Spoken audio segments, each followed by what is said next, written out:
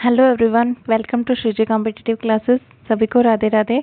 हमने इसके 40 क्वेश्चंस कर लिए थे, जो प्रीवियस ईयर्स के क्वेश्चंस हम कर रहे थे। अब नेक्स्ट आगे देखो, इससे आगे हम सॉल्व करेंगे 40 से आगे। ठीक है, यहाँ तक कर लिए थे हमने। आगे देखो 41 क्वेश्चन में क्या है।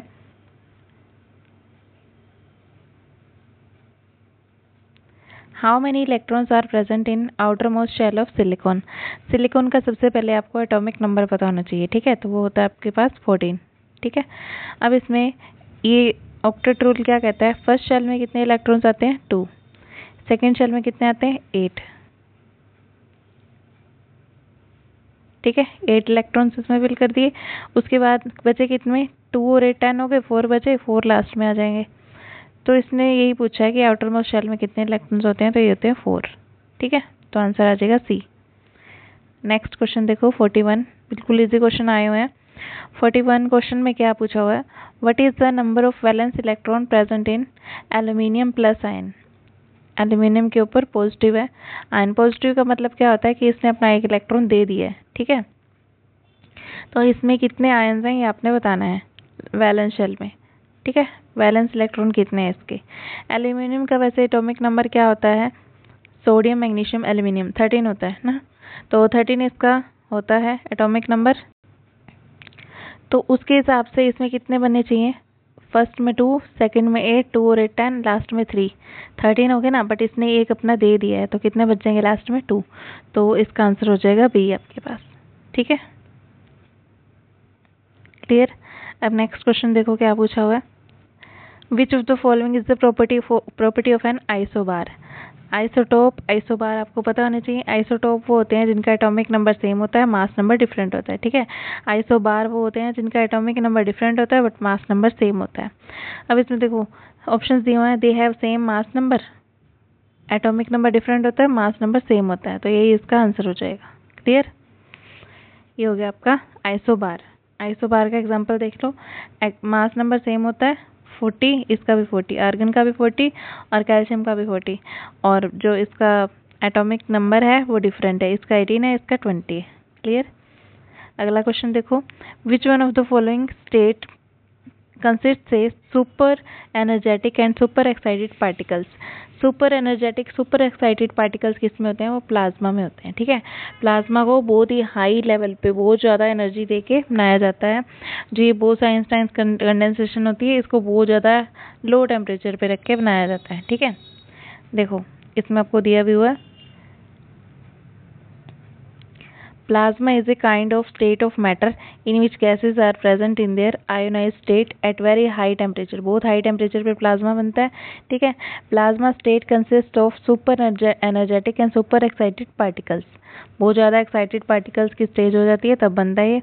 अब the fluorescent tube and neon sign bulb, fluorescent tube जो होती है और नियॉन साइन बल्ब जो होते हैं कंसिस्ट ऑफ प्लाज्मा, ये प्लाज्मा के बने होते हैं, ये आपने याद रख लेना। ठीक है, नेक्स्ट एग्जाम में आपसे इस एग्जाम में पूछा जा सकता है, sun and stars glow because of presence of plasma. Sun और स्टार्स क्यों ग्लो करते हैं, किसकी वजह से करते हैं, प्लाज्मा की वजह से। अब बोस-आइंस्टाइन कंडेंसेशन क्या होती है, ये भी मैटर की एक स्टेट होती है। इसमें क्या है, a state of matter in which separate atoms और सब एटॉमिक पार्टिकल्स कूल्ड, इनको ठंडा किया जाता है बहुत ज़्यादा लो टेम्परेचर पे, एब्सोल्यूट 0 केल्विन पे या फिर 273.15 डिग्री सेल्सियस पे। ठीक है, 0 केल्विन पे इसको ठंडा किया जाता है। Coalesce into a single quantum mechanical entity.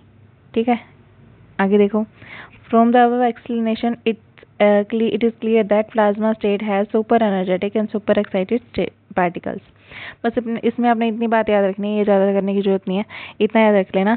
0 kelvin पे और 273.15 डिग्री सेल्सियस पे जब इसको ठंडा किया जाता है तभी बोस-आइंस्टाइन कंडेंसेशन होती है, और जब इसको पूरा हाई लेवल पे हाई टेम्परेचर पे इसको रखा जाता है तो एक्साइटेड स्टेट पे ये कौन सी होती है, प्लाज्मा स्टेट होती है। नेक्स्ट क्वेश्चन देखो, dash is the change of solid state directly to gaseous state without going through liquid state. बिना लिक्विड स्टेट में जाए हुए सीधा गैसियस स्टेट में चला जाए तो उसको बोलते हैं सब्लिमेशन। ठीक है,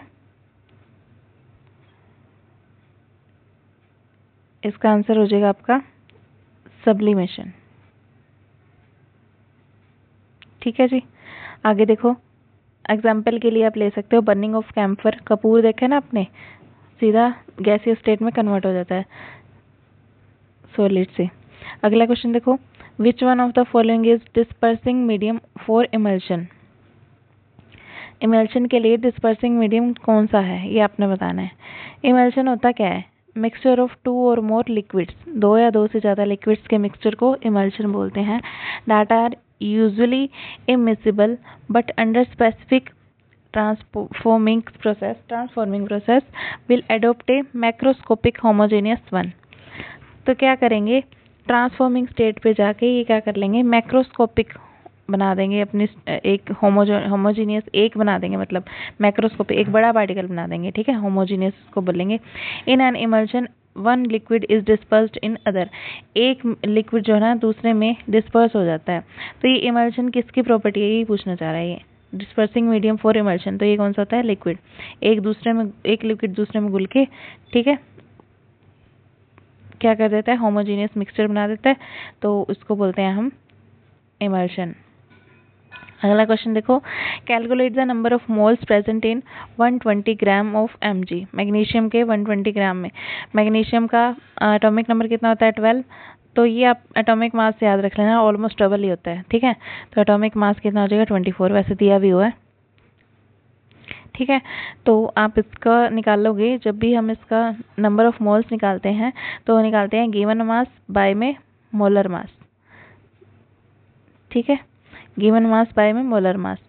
तो ये आपका हो जाएगा, आपके पास गिवन मास कितना है अपने पास 120, बाय में मोलर मास कितना है इसका 24। तो इसको 12 2 ज़ा 24, 12 1 ज़ा 10 और ये 10 आ गया, 2 5 ज़ा 10। तो आपके पास आ गया 5 मोल्स। ठीक है, नेक्स्ट क्वेश्चन देखो, what is the mass of 0.5 mole of calcium atom. Calcium पूछा है, कैल्शियम का कितना होता है, इसने पूछा है what is the mass of 0.5 मोल। अब आपको ना मोल्स दे रखे हैं, नंबर ऑफ मोल्स कैसे निकालते हैं, 0.5 number of moles equals to given mass. Given mass कितना है आपके पास, दिया नहीं हुआ, गिवन मास आप ऊपर रख लो, बाय में एटॉमिक मास। एटॉमिक मास कितना दिया है 40।